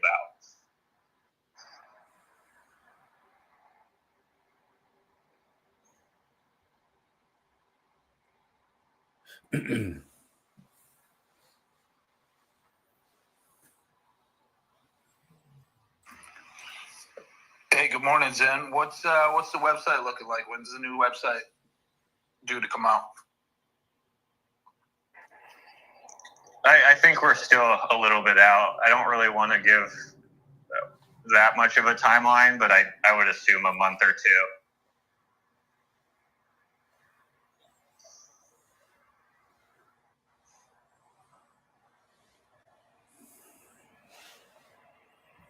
And the new website is going to have lots of cool data metrics too, from what I understand. Yeah, some of the data is going to be the same. I'm definitely hoping to put a lot of new data in there as well, and a couple fun calculators in there as well too for users to interact with. So hopefully that gives us a couple more tools to play around with and create future scenarios with.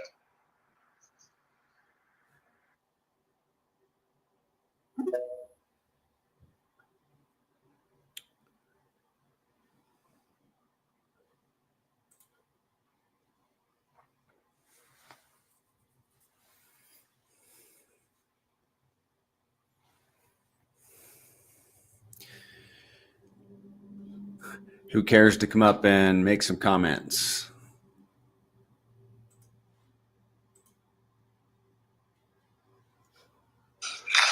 everybody's like, exhale from P-die hell on a Saturday.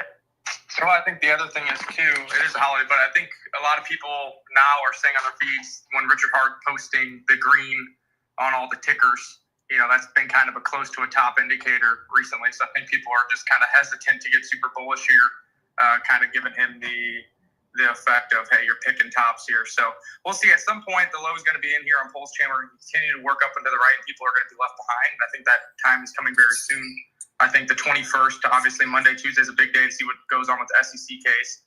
And it's good to see some funds moving around, volume coming back, and the great tickers in this ecosystem starting to win. So, yeah, like you said, I think you still have 25% of the chain still stuck on the PDI, Tropa narrative, and really hating on the people who are winning, which is the core. But, I think the time is coming soon where they will be left behind. There's not going to be another dip to buy.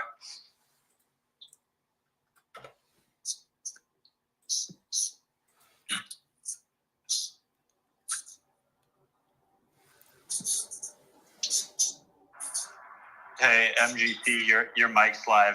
Did you have anything or?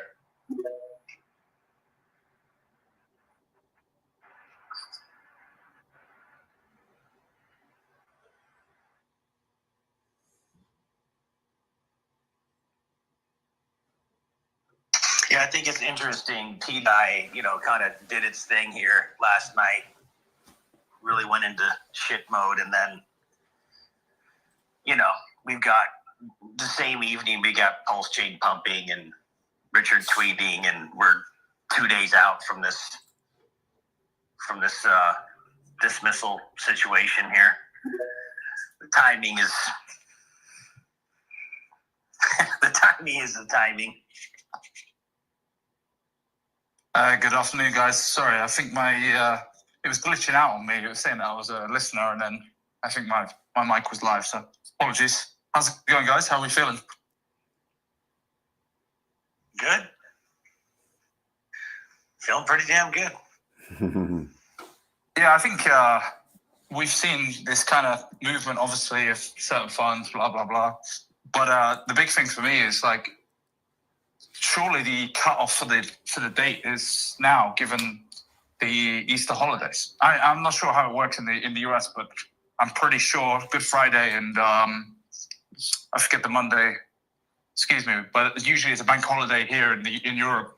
So I think we're in the clear. I mean, I think this is confirmation that we're in the clear. I might be wrong. I don't want to get people's hopes up too much, but to me, it looks all go ahead for potentially all of the SEC stuff out the way. Why are you saying because Monday we still have Monday?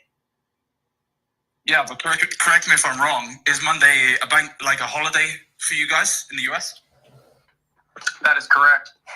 So that's what, we talked about that at the very beginning. That was kind of brought to my attention after my tweet. And there's still a chance that somebody could just send an email and create the amendment, but it is a government holiday, and the SEC under that constraints would be closed for this weekend and Monday.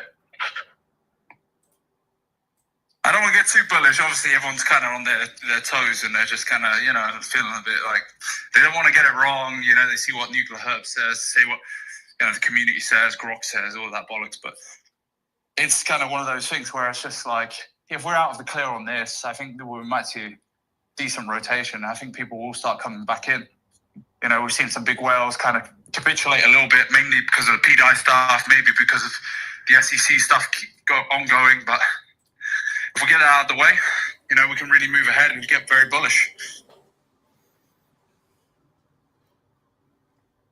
I just did some digging, and it isn't a Monday. Sunday's a federal holiday. Monday is not technically a federal holiday. It's more of a public holiday where on state level and individual government agencies can choose to be closed. Many of them are. But it does say officially the SEC system is not closed on April 21st. There is still filings that could go through on the 21st as it's not an official federal holiday. Okay. Not in the clear just yet. Fingers crossed. We love those conspiracy theories. Wait, when pegged, bro? When pegged to $1? Pour some me.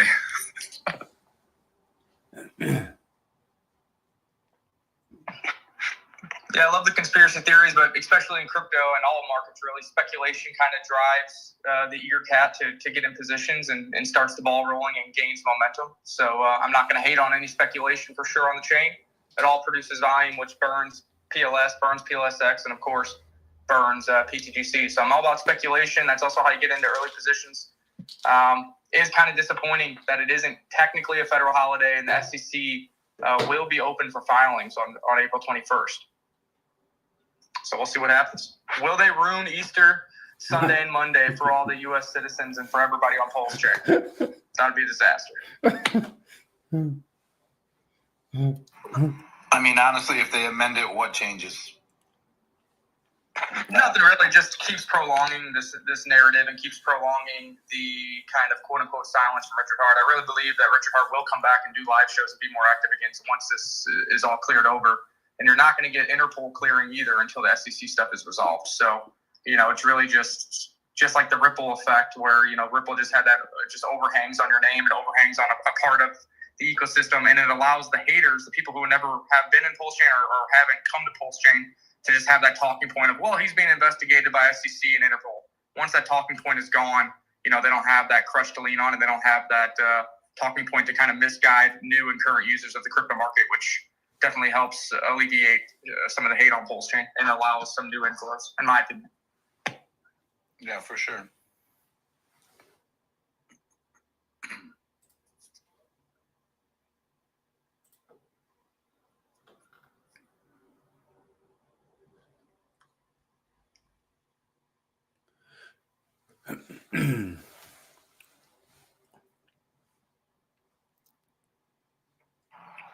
Yeah, Mike, I do agree with you to an extent. Like when all you know is gatekeeping and, an SEC case being held over your blockchain, you can kind of just sit there and, obviously we hope that gets dismissed and dropped. But then you look at like worst case scenario and you're like, yeah, that's not going to stop us, right? Like we've kind of already seen it all at this point.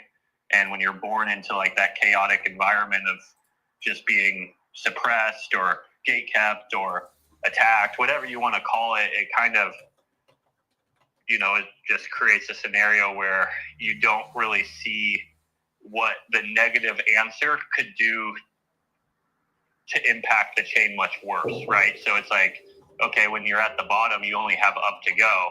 So we either have up or we have kind of the information that we've been sitting on for the last 2 years.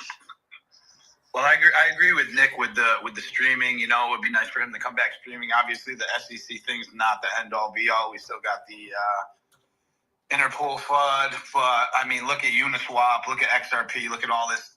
All the end filings were priced in. Nobody had a big pump after the SEC dropped their case. So I don't see that as being a big thing. I think it's just people being pussies, honestly, in my mind. They let it FUD them out, but nothing changes. We still have the same chain, same functionality. But bringing Richard back to stream would obviously be huge, and allowing him to bring some of those funds back in would also obviously be pretty big.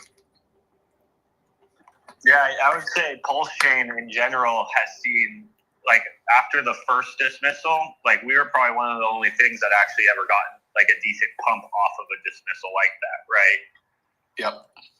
Everything else, like, it's already priced in, like you said. But same thing, you got so many people that are sitting on underwater bags for so long. Any pump we get right now is not sustainable. They dump it out within an hour. 100%. Every pump we get just gets sold into instantly as soon as they can get to their computer.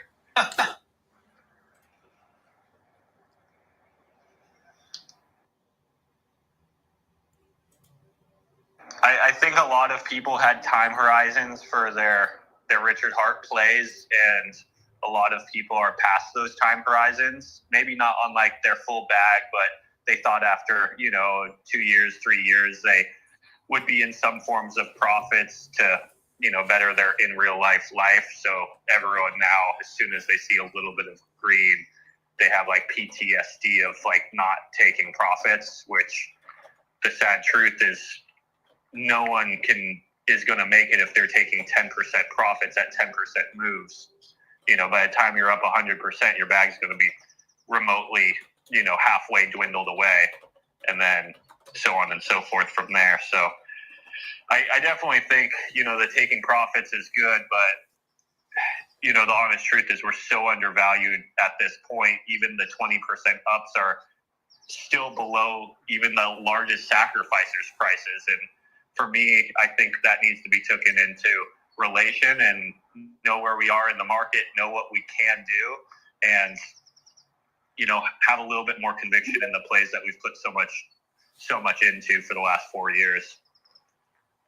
Yeah, I'm kind of under the belief that a lot of the narratives are just, little pump and dumps here and there, and none of it really matters until ETH starts moving. Once ETH moves and that ball starts rolling, it'll be unstoppable and not much else will matter. People can take their profits or whatever, but I think, if ETH really does a 3, 4, 5x this cycle, then the rest of it's just kind of noise. Yeah, I still don't really think there's any new money flowing into PulseChain right now, right? Like the big pump yesterday was one specific person coming in with a decent chunk of funds, whoever that person might be. Obviously, people sold into, but what we're waiting for is not the inflow of one person. That's what's so amazing about PulseChain that a lot of people don't realize, that like a 10 mil injection pretty much sends the price up. I think it's 6x or something like that, which 10 mil is nothing in finance. Absolutely nothing. Could you imagine 10 mil in injection, some people leaving, but also general public getting onboarded to this chain in any remote of dollar values that are relevant?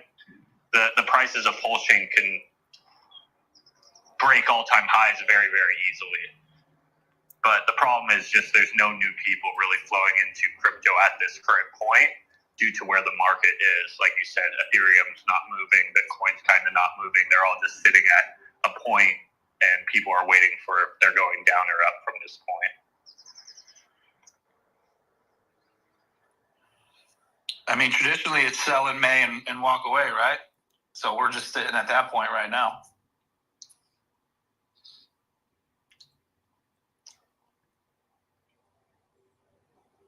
We'll be getting there soon.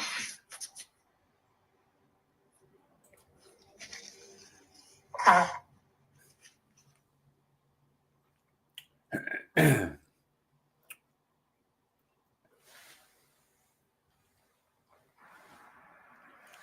right, guys. Yeah, we're getting close to 9. So if anyone has any questions or conversations, please bring them up. I do got to get going by 9 today. So I want to make sure everyone, gets to talk about whatever, conversations we want to hit today.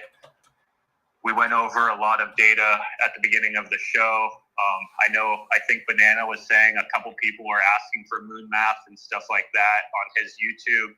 If there's nothing, maybe we want to run through a couple scenarios of moon math real quick, talk about a little bit of ejections to Pulse, and then bring that value over to pTGC and UFO and really see, what numbers we can see very easily for the people who like running through the moon math. Chris South, you got something?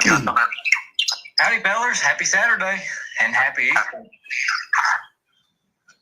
How are you? Enjoying life the best I can. About the only way you can do it anymore. It's the only way you can do it forever. And hold Gray's currency and UFO. But I truly believe here very soon, maybe by the end of the month, we'll see probably $120 million pTGC again, and that's when everybody's going to start jumping on board. And the noise from the PDI and all that other stuff will start kind of disappearing, and pTGC will come out. And people will be like, no, okay, and that's the one.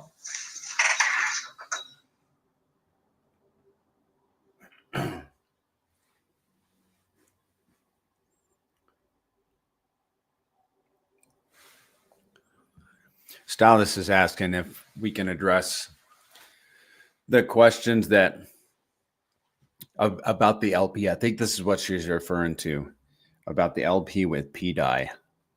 You want to go over that real quick, Zen? Because there is probably still FUD going around about our LPs, the pTGC and UFO LP with PDI. Yeah. So the pTGC LP with PDI is burned. So that can't be removed. Ultimately, at this point, it's shrinking to a number that is pretty much irrelevant to our system. It does little effect on us. Like, for an example, yesterday, PDI dropped 50% in the matter of 10 minutes. So that did, obviously bring our price down, I think 1 or 2% or something like that. But we generated revenue off of it. We're going to technically generate revenue off of it forever. It has ultimately very little effect over our system at this point. If PDI keeps going down and legitimately dies off and people stop promoting it to an extent, it will have ultimately no effect over our system. For an example, I think pTGC probably has like $5 million in liquidity. That pool, I think, is worth like $60K. So that's like just over 1% of pTG's total liquidity. I get that when people see 60K there, they're like, oh, that's, a good chunk of liquidity. But it's like, well, what are you comparing that to? Are you comparing that to a $1 million market cap token? pTGC is not a $1 million market cap token. And 30K of liquidity with PDI is not going to affect the system to any extent that's detrimental, right? Like, a lot of what the PDI has done has already been done. So the negative effect of PDI has already been done to pTGC, and we've kind of cut that cord as much as we can. We've generated tons of value off of it for the last year and a half. So I don't think it was like a completely failure. I think we actually generated more value off of it than we lost by far. And then from here, we just move on technically without it. If PDI dies away, if PDI has some miracle blossoming effect, and it's been a trick, or, someone saves it, some team saves it, whatever the future holds. That's one thing about crypto, is it always catches you by surprise. It could be PDI going to zero, or it could be PDI coming true. We don't know what the future holds, but I do think pTGC is actually set up for success in any way that PDI goes. And that's what's important, right? PDI can fail to 1 million market cap tomorrow, and we live on and thrive. PDI can jump up to $1 tomorrow. pTGC will thrive, right? It doesn't matter what PDI does. pTGC will be successful, in my opinion. The code is successful. The machine is successful with or without it. I don't know why people keep bringing it up as FUD, to be honest. It's because other teams bring it up as FUD, man. Yeah. I mean, then, I was in a space last night bringing it up. Yeah, so where I'm getting at is that little LP pool, the amount of value it's generated for the pTGC system is probably 100 times more than even that LP pool size is today. So you have to kind of look at the whole picture. Yes. And what I'm getting at is today is it has ultimately no effect over our system as of right now, obviously because price has gone down so much, which has shrunken the LP pool. If that LP pool grows, that's because price is going back up. And maybe that's from people saving it. Maybe that's from people buying it. We can't stop people from buying it. Obviously, we've made it very clear that we've de-risked from that system. But we will generate revenue off of it probably forever, right? This is the truth. It'll buy and burn pTGC. It will pay APY. It will be in smaller amounts, obviously, as PDI shrinks. And it will be in greater amounts if PDI grows. Again, I don't know the future. I have tons of questions about this whole PDI thing personally. I think the whole thing is strange. I think it was strange that, RH tweeted about it, and that they were supposed to be giving value to PRC20s over here. And as of right now, it seems like we're completely cutting off of that narrative and we're moving to more of a different narrative on chain. Again, I believe pTGC is going to be greatly successful either way. The machine is known to be one of the best value generation sources in crypto that I know of, and I believe we're just getting started. anyone who is ultimately saying that, in a way, has probably even tried to copy the pTGC machine at some point.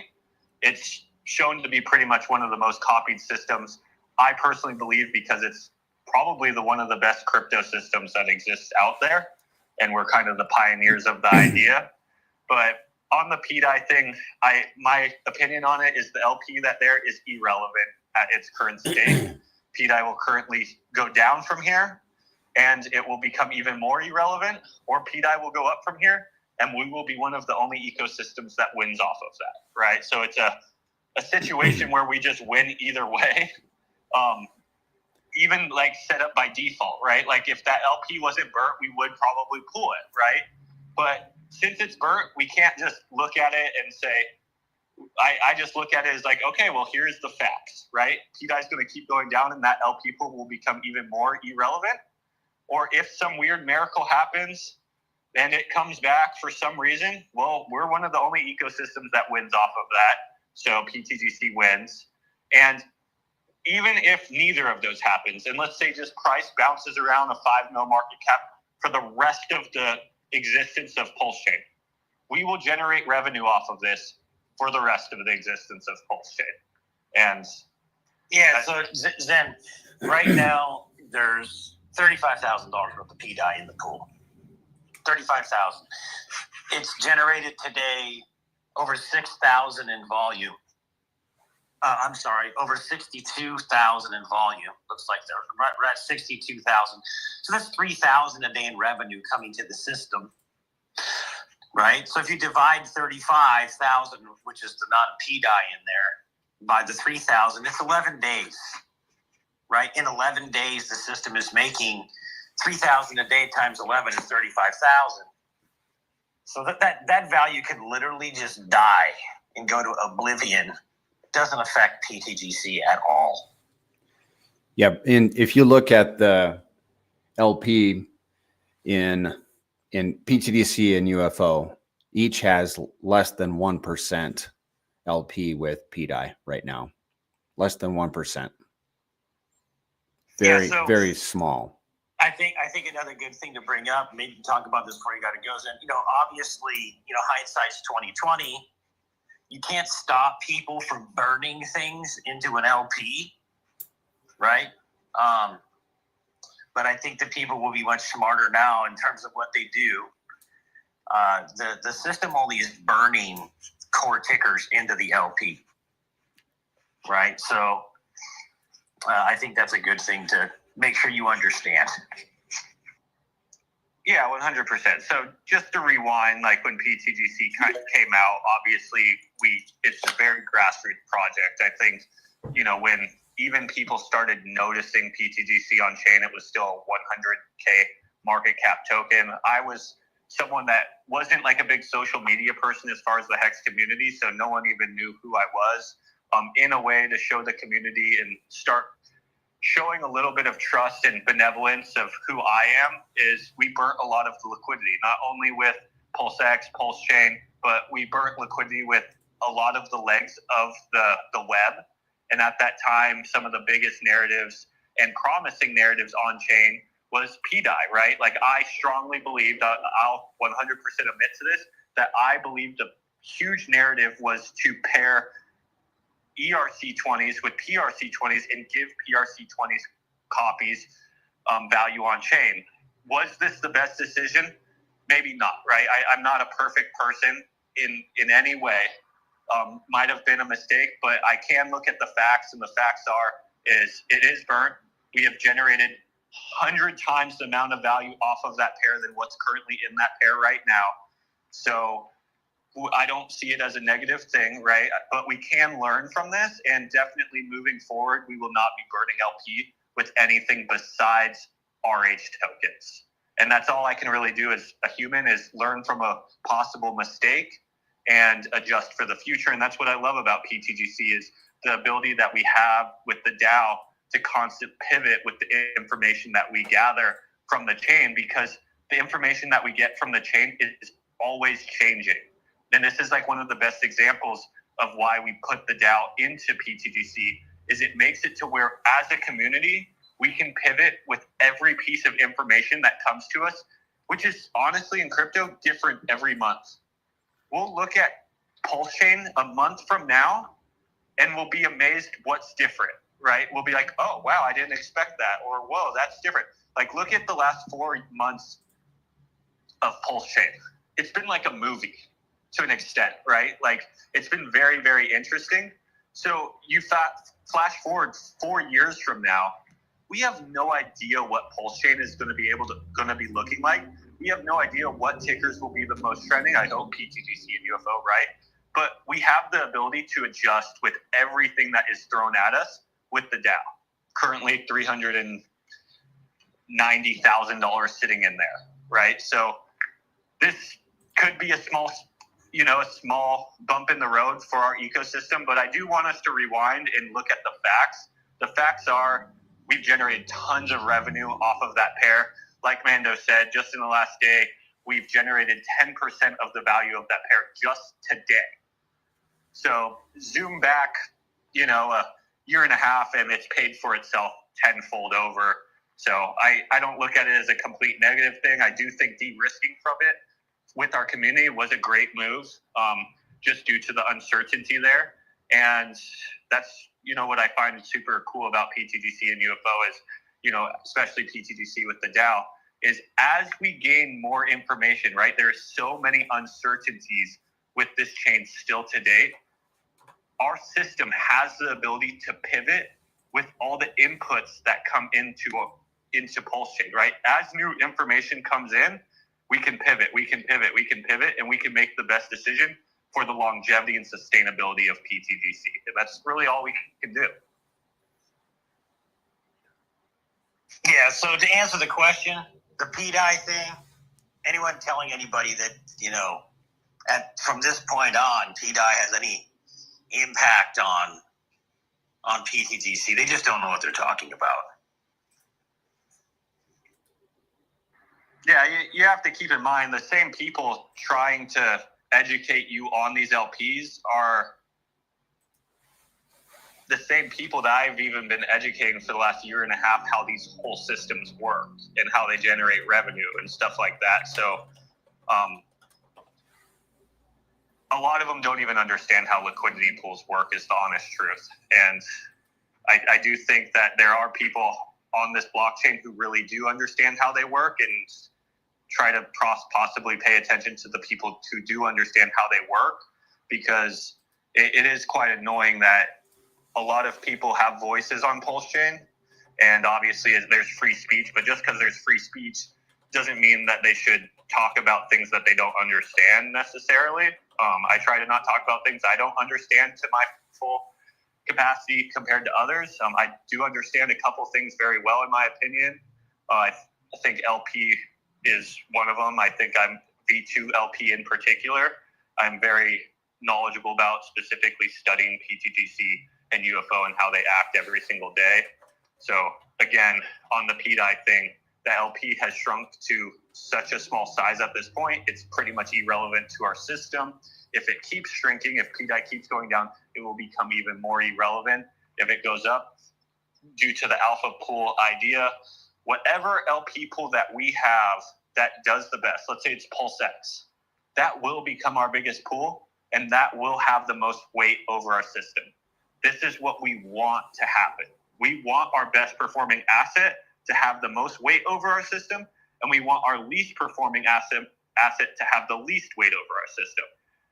It's very awesome that LPs work in this way, that they just naturally select themselves into their positions, and the best one has the best or has the most impact over the system, which is what we want to happen. And if anyone's still worried, a good example to look at, if you remember that trash token SFD that came out, Stimulus Financial DAO, they paired up a good chunk of SFD with pTGC and burned it. So the argument that it can keep draining, that's a good example to show that it can't. I mean, that LP now is pretty much nothing, gets no volume, the token's gone, etc.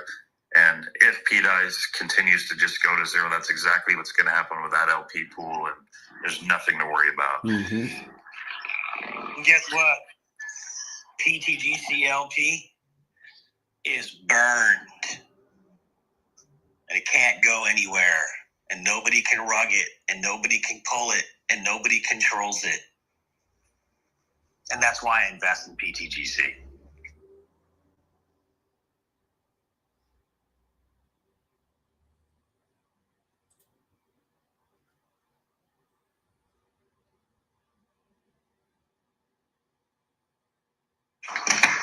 All right, man. Looks like it's 9. Yeah. So I'm gonna shut it down, and on that topic again, like I'm not saying every decision that I've made or the community's made or community members have made have been the ultimate best decision at all, but we are making decisions, or the community is making decisions as we're getting the information in. We're getting more information every day in, and I believe the machine is running absolutely amazingly compared to when you look at all the outside things coming into it. Our chart is making higher highs on a blockchain that's making lower lows currently. Systems generating more revenue than ever, even though the blockchain's at lower lows. I'm super excited to see this blockchain start moving up. I believe in this blockchain. I believe in PulseX, Pulse, Hex, Inc. And when those items start to get the recognition that they deserve, I think pTGC and UFO are greatly going to appreciate off of that, and the machines will get turned on into hyper. Obviously, things could go to zero. I can't tell the future, but by studying these machines mechanically, I think they're operating better than ever, personally. Well, Zen, I want to say this before you go.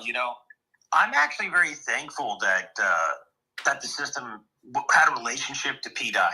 I think PDI was phenomenal for PulseChain for a while, and it generated an amazing amount of money. But I also am thankful that it happened, because it was kind of like a Romans 8:28 moment, where, it was amazing until it wasn't. But it also gave us the ability to look at what happens in a situation like this, so that when you're listening to people who aren't qualified, as opposed to just looking at reality, we can see what happened, right? PDI was awesome for the system. That narrative imploded. At a very pivotal point, the DAO pulled as much funds as possible, and the token died. But pTGC is still sitting at almost $100 million market cap at the bottom of PulseChain.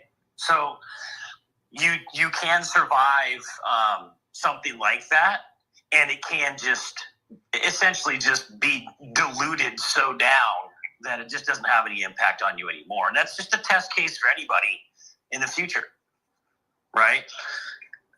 But at the same time, it's also a good learning lesson for, if you are going to burn something into your LP, it probably shouldn't be the number one most speculative asset on the chain. Yeah, 100%. Like I said, if community member, me, DAO, whatever it is, we've learned from a few things we've done in the past. Like I said, I didn't think it was going to turn into such a speculative thing. I thought it was going to be the top PRC 20 that eventually the farms were going to give value to on PulseX. Obviously, things change, but what this does showcase is the ability that pTGC has to pivot off of new information coming in. And like you said, this is a great example of, you can see even and I think this is a big learning lesson as well, because people tend to go really, really heavy on narratives and speculation that is just like guesses into the future. PDI being a big one. I think a lot of people lost money on PDI, and I feel for them, right? But they're hoping and they're taking guesses of what the future held. And I always kind of rely or go back to pTGC, and I even said this a lot of times, I get that the speculation can be very, very attractive, and that's really good for price going up and the narrative and the mystery and all this stuff. The thing that's really sweet about pTGC and UFO as far as a long-term sustainable investment is there really is not much of a mystery. It's plain as day what the machine does, what it does. We We study the pieces of it every single day. We're very open about its utility and how it works and how we generate revenue. Yeah, there isn't a lot of mystery there, which doesn't like attract as much, but it's sure damn sustainable.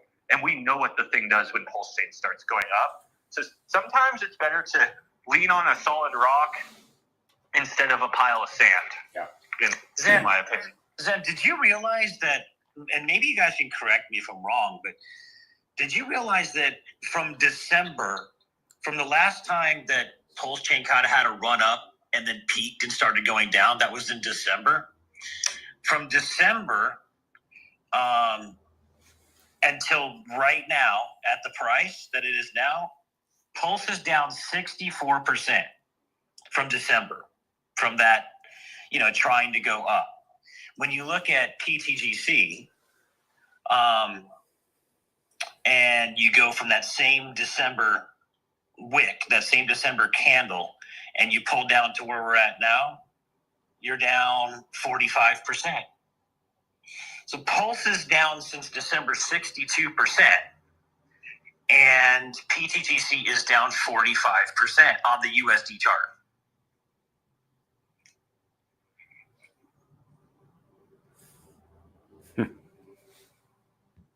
That's bullish for PTDC. Do you see that? Even with PDI coming down and doing everything that it did, pTGC is still up like 20+% over PulseChain since December on the USD chart.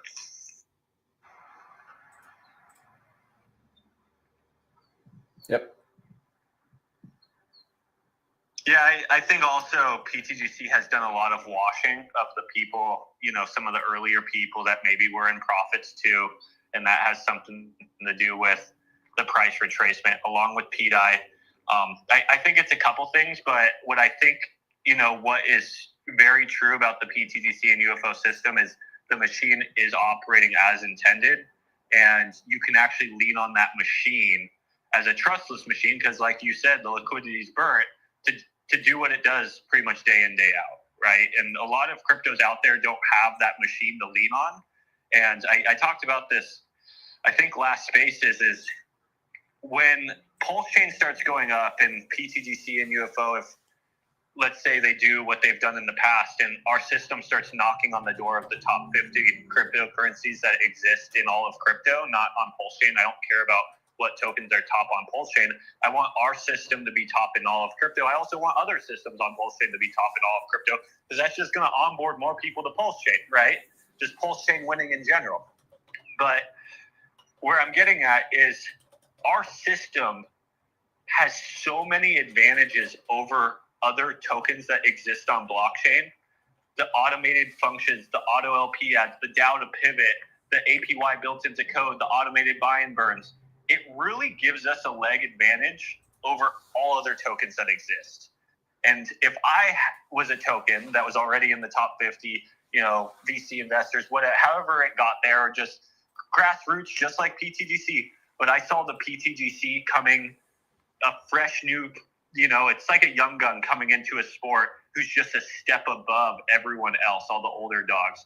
And you're just like, gosh darn, like now that this guy is at this level, and we see it getting bigger and stronger and stronger, the old dogs start to ask us, like, how am I going to compete with this new generation of level, right? And I honestly believe pTGC and UFO are going to do that when PulseChain starts to revalue. And other tokens on other blockchains are going to have a very hard time competing with a system like this. And we know what this system is. If more of the community of PulseChain got behind it, it would make it that much easier.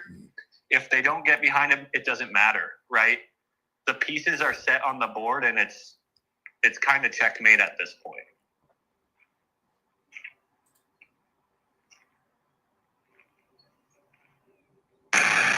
Awesome, man. But yeah, let me go, guys. Thanks for coming in. We've been going for 2 hours. Have a good day. You guys. Thank you, Zen.